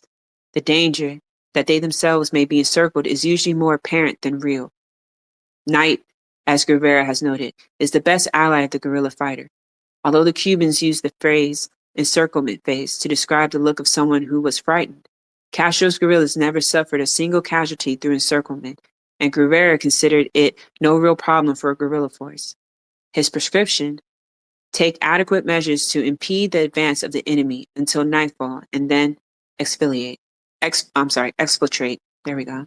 A relative simple matter for a small group of men in country well known to them, where the cover is good.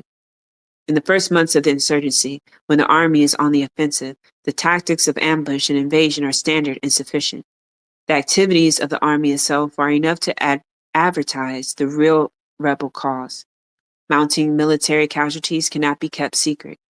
The high cost of the anti-guerrilla campaign will be an embarrassment to the government, which will be hard put to explain what it is doing, and failing to do so. And each encounter will strengthen the guerrilla while weakening the morale of the military opponents. The guerrilla soldier ought always to have in mind, writes Guerrilla, that his source of supply of arms is the enemy, and that except in special circumstances, he ought not to engage in a battle that will not lead to the capture of such equipment. The enemy vanguard is made a special target of guerrilla fire for a sound psychological reason, to induce fear, or at any rate, the excessive caution that will paralyze the will and retard the free movement of the enemy. Sorry, y'all. When the soldiers in the first rank invariably are killed, few will wish to be in the vanguard, and without a vanguard, there is no movement. Such reasoning may not always apply to professional troops. Professional officers are trained to accept casualties as the price of battle. Nevertheless, it has been a consistent complaint of American military advisors in South Vietnam that the Vietnamese field commanders commonly refuse to advance against strong guerrilla positions without artillery support and preparatory airstrikes that give the Viet Cong guerrillas time to retire from the field. So we've seen examples of this, right? Where we've seen video cam footage of Palestinian resistance fighters showing the world how cowardly the IOF is, and how we even saw a recent video where they were going in to bomb a resident's house, a Palestinian's home, and because the Palestinian resistance was prepared, was ready to take them out. And what happened? One of the people who took pictures of them, killing kids and destroying schools, well, now he's hiding under a blanket. Like, again, we've seen this many times, which is why we see such a high, bombing campaign and a high rate of human rights violations just happening right in daytime. And literally do the theatrics of courts of the ICC say oh, hey, look, we're taking them to court. And the settler colony looked us all in the face and said, and? And then the other settler colonies, America, the UK, and onward, right, all got together and collaborated and also said, what the fuck does that mean? And continue on killing the Palestinians right now as we're online and as we're in our respective places. These are things we have to remember. But I bring that up to say that, thank God the Palestinian forces are recording their victories, because a lot of us would only see the carnage of the settler colony, which is important to see and to note. but also to see what happens when a few people against we're watching a few in comparison, small resistance groups in Palestine are literally fighting a world power. White settler colonies across the Western Hemisphere have all collaborated and come together and say, we must suppress this. And they have spared no expense in doing so. And yet there has always been resistance. And over the last 75 years, the resistance has only intensified and reorganized and regrouped and has gotten better. And they show us this. I encourage people to look for, again, Palestinian voices so they can tell you what's going on there. And again, we should all be inspired by resistance. And don't let the cowardice of the state and their operatives deter you from wanting to fight for what is rightfully yours, the right to live. The insurgency continuing, the military might be expected sooner or later to give up the futile pursuit of the guerrilla force and leave it to its wilderness sanctuary, if for no other reason than the political. As has been remarked before, few governments can long sustain the political embarrassment of an expensive and well-publicized campaign in which there is no progress to report. Within a matter of weeks or months, the government will be forced to announce a victory, having failed to produce one.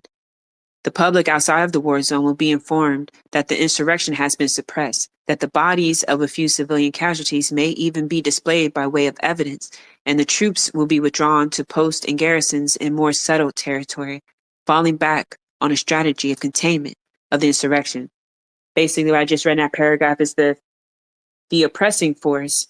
We'll have to withdraw, but in withdrawing or being defeated constantly and not winning, even if they're not outright defeated, just the fact that they're not winning, but spending all this money, losing all these lives, because they have to use the populace to fill up their ranks, the masses that they exploit and keep damn nearly starving and homeless, right?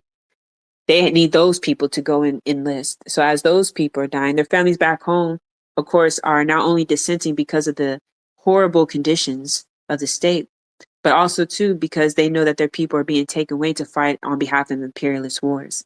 So what happens is, as the guerrillas continue to gain ground, as we read about these events in history, what ends up happening is that the state then has to either lie and claim a victory where there is none in order to keep the facade of control and say, we have this contained. Meanwhile, on the ground is a totally different story.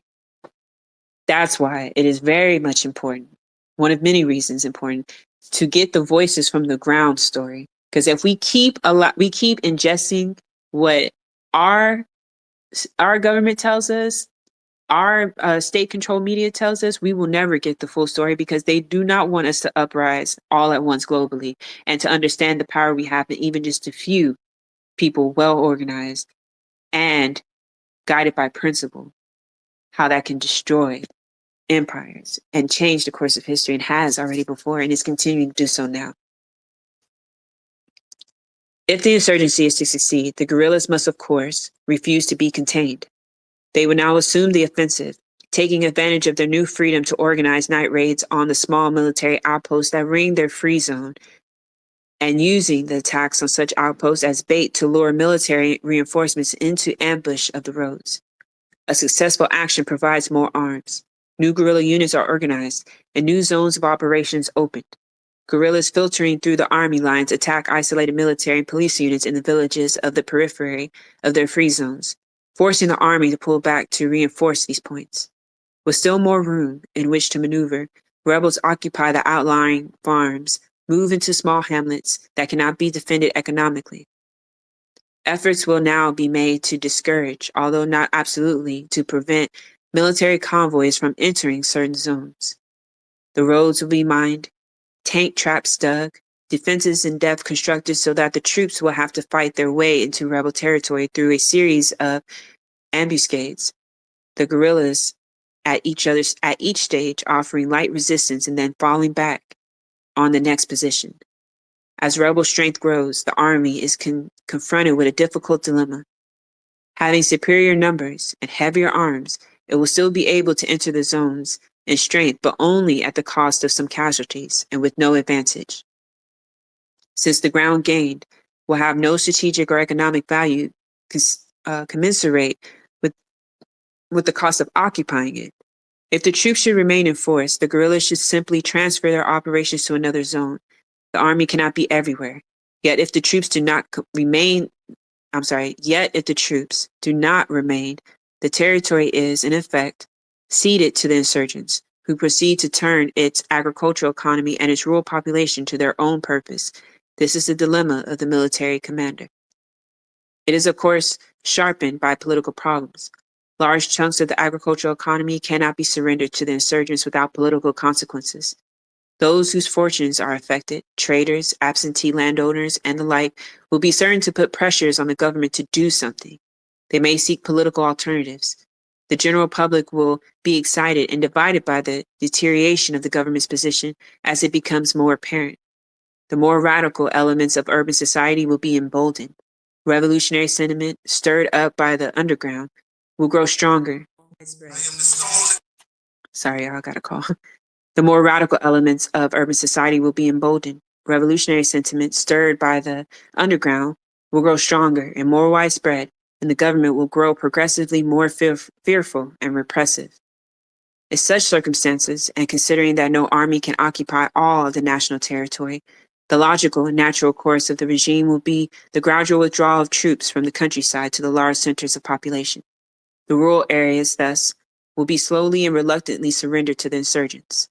With expanded resources of manpower and material, the insurgency will continue to grow.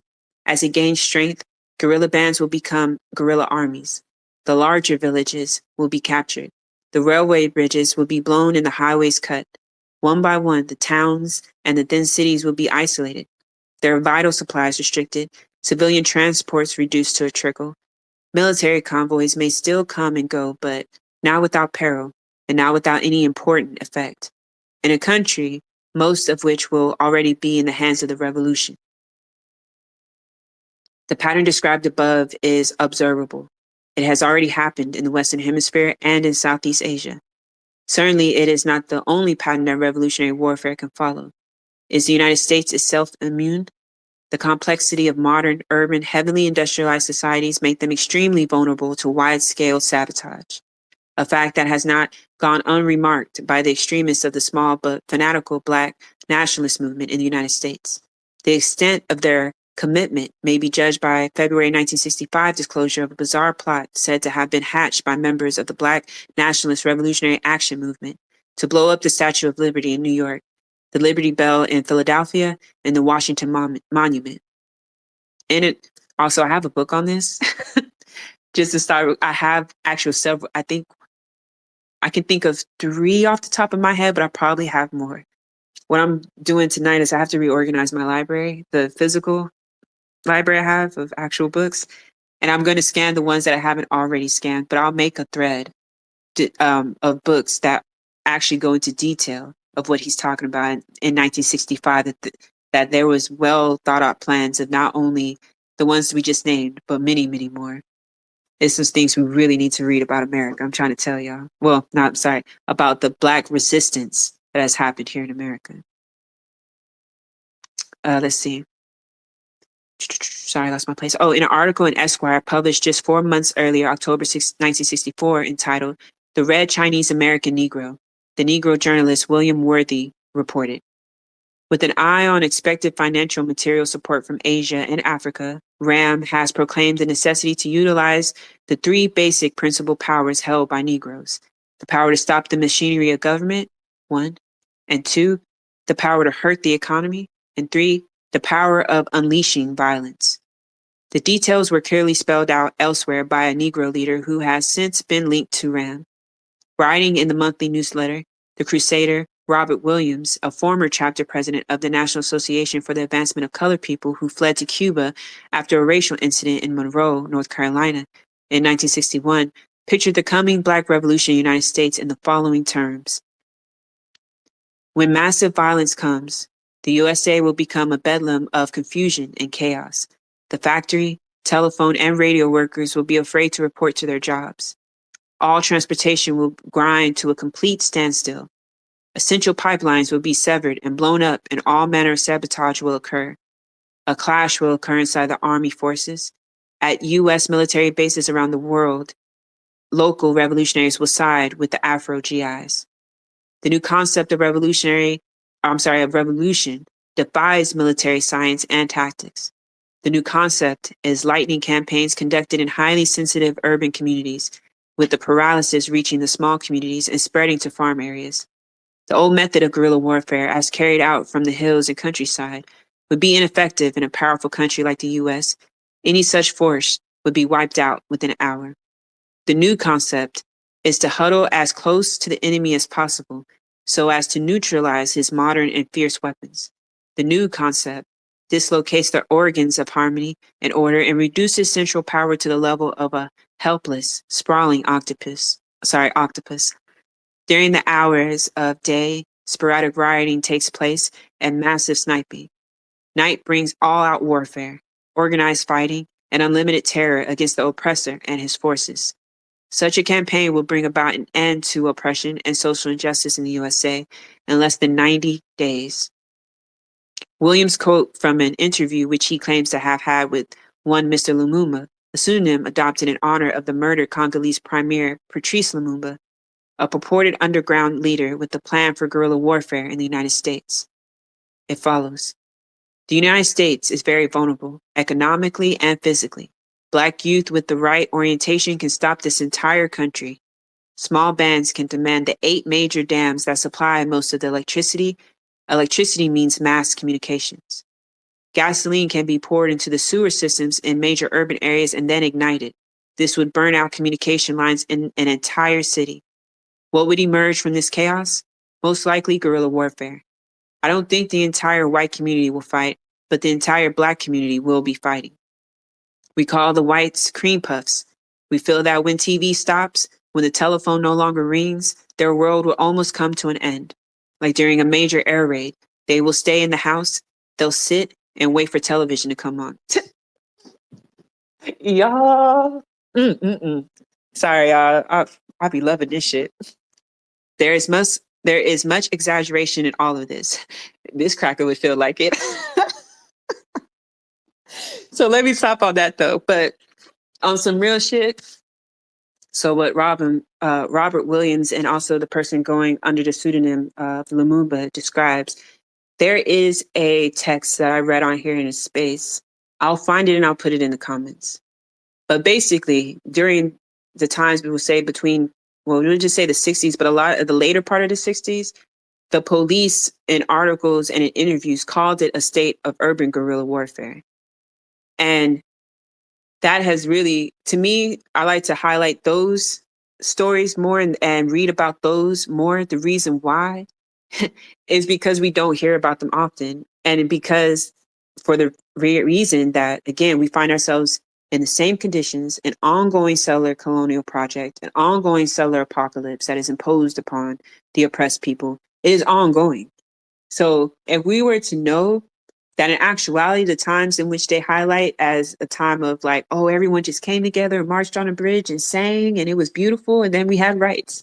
If we were to see like, actually, no, there was all out guerrilla warfare, that people who have fought in previous wars for this imperialist fucking entity, they actually came back and started training people in their areas, started training people who were in gangs, who had formed gangs, and other people who were willing to fight. And they began in mass political education, mass organizing, creating parallel systems, survival programs, and confronted the state. That's another thing we forget. Because again, when we study these times and when we study these guerrilla warfare campaigns that happened here in America by not just Black nationalists, but all types of Black radicals. If we were to really study their writing, we would see we actually have a lot of the framework already put out for us. We don't have to reinvent the wheel. We just have to apply it to our modern current conditions and make updates and revisions and learn from the states. But basically, just as the times back then called for revolution, and again, I just described we're in an ongoing colonial project, the logical conclusion is, again, we're in the same times where the call is for revolution. So he goes on to say the author now steps in because, he don't like that shit. He says, yet the Black nationalists have a point. Where the will to resist authority exists on a wide scale, the means can be found, nor are urban, industrial societies, however well policed, guerrilla-proof. The guerrilla succeeds because he survives. He flourishes because his methods are progressive. with a pistol, a machete, or for that matter, a bow and arrow, he can capture a rifle. With 20 rifles, he can capture a machine gun, and with 20 rifles and a machine gun, he can capture a military patrol or destroy a convoy that carries 5 machine guns and 50,000 rounds of ammunition. With a dozen shovels and a few gallons of gasoline, he can destroy a tank. And with his weapons, he can shoot down an aeroplane or a helicopter that also carries weapons. Artillery is useless against him because it never catches up with him. A 500-pound aerial bomb will dig a crater 10 feet deep and 15 feet wide, but it will not disturb a guerrilla in a slit trench 10 yards away. A dozen aircraft dropping napalm can splash liquid fire over 100 acres of woodland, but it will have no effect unless the guerrillas happen to be in that 100 acres of the 1,000 through which they roam. Once the war of the Flea has reached settled rural regions, even these limited means become ineffective because aircraft cannot attack guerrillas without killing the civilians who support the government must win, and they all look alike from the air. Great faith was placed in helicopters, but even these have their limitations. Real quick, because something just crossed my mind. So again, when he goes back to saying like, oh, they won't drop napalm because they can't risk killing civilians because they can't risk losing support of the government. Again, what the times have been showing us long before October 7th, but since we are in the times now, what we see in the way the imperialists responds to rebellion and resistance, right, is that they have no qualms with decimating an entire population within the global south. This is more, I guess, again, what Robert Williams more accurately describes as saying like, look, our conditions are different when we're in the imperial core because our proximity to our oppressors, right? So the closer we are, the more effective we are at sabotage and, of course, gaining ground for liberation. So that's what I mean by, again, applying it to our current conditions. Like, yes, the imperialists will definitely decimate an entire population, as we see them doing right now in Palestine, going on a whole genocide campaign and have done all over the global south, as well as other genocides that we see and we don't talk about, like West Papua, like what's going on in Sudan, and many others we can name. But again, so I just wanted to harp on that. Like, they absolutely will decimate and have decimated whole populations of people in the global south. That's literally how settler colonialism works. But as far as saying the critique, like, oh, well, they won't possibly bomb, area in which they live. It would depend on how close, like, the guerrillas are stationed to that of the oppressor, which again is why people like George Jackson and many others have stated the people who find themselves in the imperial core, the belly of the beast, must uprise because they are an advantage to do so because of our proximity to our oppressors and to power. Let's continue. United States military handbooks on irregular warfare techniques discuss various biological and chemical weapons that can be employed against guerrillas. That's very true. So in the library, the one that's pinned on my page, I have various CIA and Army military strategy books that basically tells like how they go about, squashing rebellions, how they engage in chemical warfare. And again, I'll make a thread of those as well, because that's something that everyone should read and know. So you'll understand like the extent of what it means to actually fight for liberation, how far, a oppressor will go, especially the United States will go to quelling that rebellion by any means necessary. Once the war of the Flea has reached settled, the objectives of the so-called biologicals is to induce temporarily incapacitating viral diseases. Oh, you know what, y'all? I skipped a paragraph. I apologize. United States military handbooks on irregular warfare techniques discuss various biological and chemical weapons that can be employed against guerrillas. These are recommended especially for situations in which guerrillas have mingled with an innocent civilian population that cannot or ought not to be killed. The objective of the so-called biologicals is to induce temporarily incapacitating viral diseases that will reduce the ability of guerrillas to resist attack so that infantry can rush into a target area and quickly kill or capture them without harming non-combatants. A device, so to speak, for separating the sheep from the goats. Various non-lethal gases carried, like the biologicals, in artillery shells or aerial bombs or sprayed by low-flying planes or helicopters have been designed for the same purpose, to sicken all within a given target area and so reduce resistance to infantrymen on their arrival without unnecessary bloodshed. The concept is certainly humane and logical. In practice, how is the fuck is that humane and logical? This is what I'm talking about. Crackers are weird. So basically, he's describing the governments, the oppressive governments that want to stay in power. When the guerrillas are mixed in with civilian populations, they have created engineered diseases to only incapacitate people so that they can go in and get the guerrillas out, which they're saying is humane or whatever. But as we've seen it practiced in some of the books I'll make into the thread, that has never been to goal to spare the lives of civilians. Matter of fact, in some of the books I'll put into this thread, you'll see where whole people are still living today from the symptoms and the sicknesses that were imposed upon them in order for them to get revolutionaries out the paint or to get them out of civilian populations. But the civilians are still sick to this day. And that, like, where these diseases were put on people to flush out so-called, like, to flush out, like, not rebellions, but to flush out revolutionaries. Like, shit, in some areas, they can't even grow fruit there anymore. Like, it's some wild shit. I'm finna make this thread because, again, this cracker loves Empire a little too much for me. So there's nothing humane about any of this. So I'm going to keep reading. On the 3 occasions in which non-lethal gas, a mixture of vomiting gas and tear gas of the type used to control rioters, was used in South Vietnam during the early 1965, the practical results were nil. Twice the gas simply blew away without any effect. On the 3rd occasion, it sickened a few residents of the target area, but the infantrymen who soon arrived found no guerrillas in the area. The propaganda effects, on the other hand, were tremendous and adverse in the extreme. When Washington casually announced in March 1965 that gas had been used in Vietnam, the political repercussions were heard around the world within 24 hours. The Asian press, especially the Japanese, forever scarred by the Hiroshima and Nagasaki bombs, was loud in indignation. London and Paris made diplomatic inquiries, and much of the United States press itself sternly condemned the use of even the most harmless gas as a serious breach of all civilized conventions of warfare that could lead to who knew what barbarity.